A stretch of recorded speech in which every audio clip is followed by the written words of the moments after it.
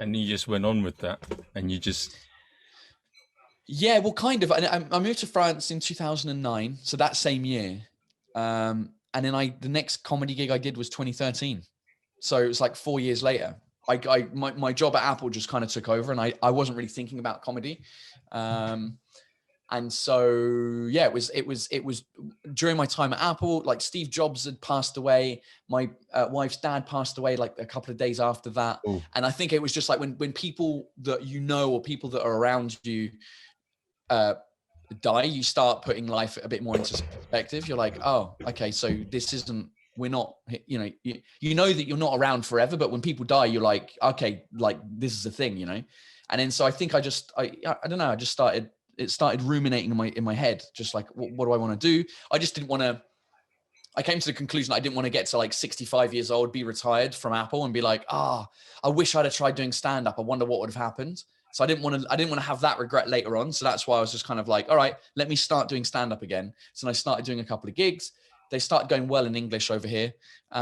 Did some of the French ones. They weren't going so well, but 2.5 years after that, I was like, okay, I feel like there's something happening. I feel like there's a thing. And so and that's when I quit my job at Apple to do it full time, basically.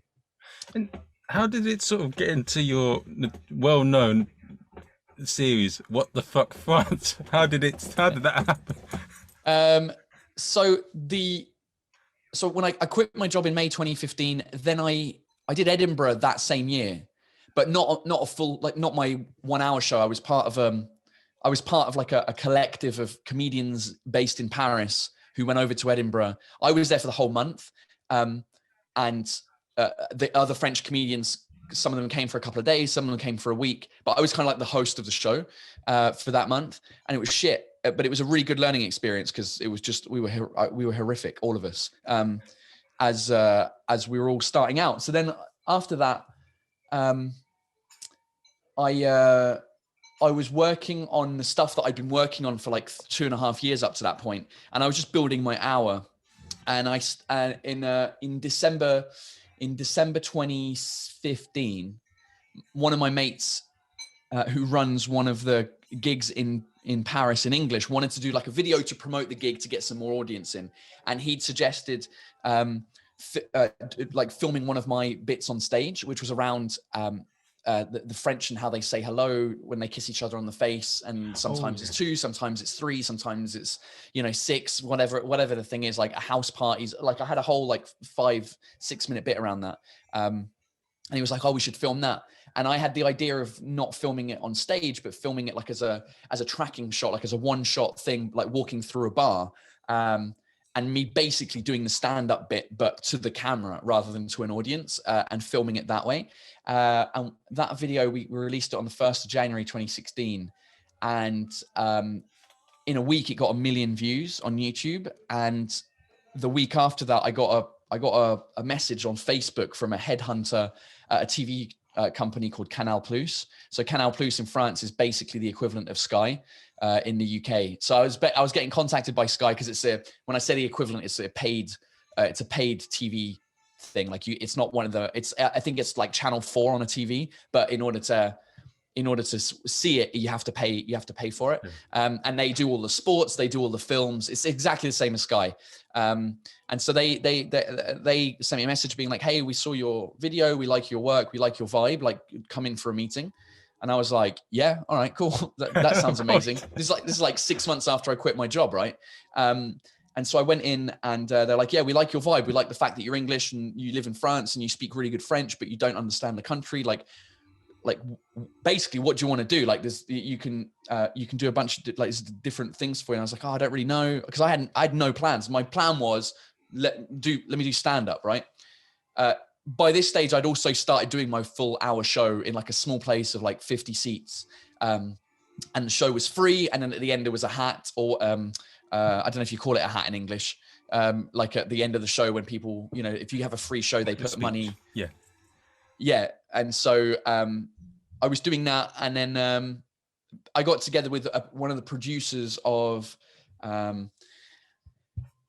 so Canal Plus had a YouTube channel. It wasn't called Canal Plus. It was called Studio Bagel. I think it still exists. It's like it was more like it was like a Funny or Die kind of YouTube sketch group with a bunch of French YouTubers that would make funny videos, and it was owned by Canal Plus. So I got in touch with one of the producers there, or they put me in touch with him, and we started working out on this concept. And they're like, what do you want to do? And I was like, well,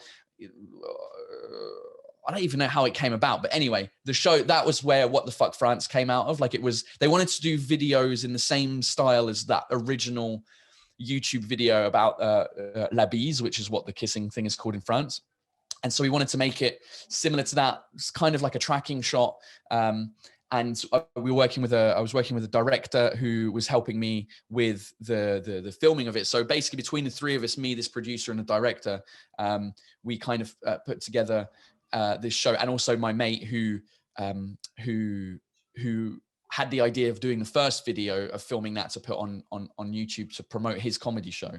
Just turned into something different. So yeah, we had, they gave us 10 episodes of this thing called What the Fuck France. It was 3 minutes, and it was me basically being like, hi, I'm English. I live in France, and here's something that I don't get about France, you fucking idiots.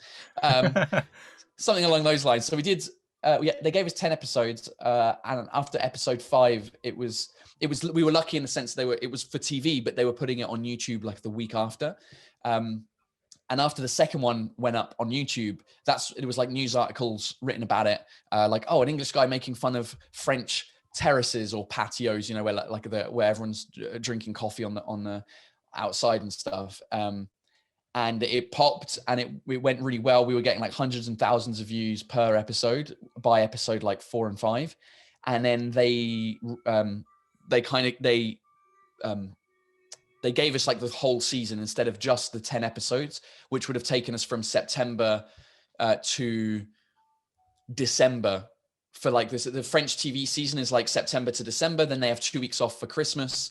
And then it starts again in like January to the end of June. And then during those 2 weeks, it's just repeats and whatever else. So that first season was the 10 episodes, the first half of the season. And then they extended us to June of that year. So we ended up doing 34 episodes of What the Fuck France. And then they wanted to do a season 2. And I said no, because I didn't want to run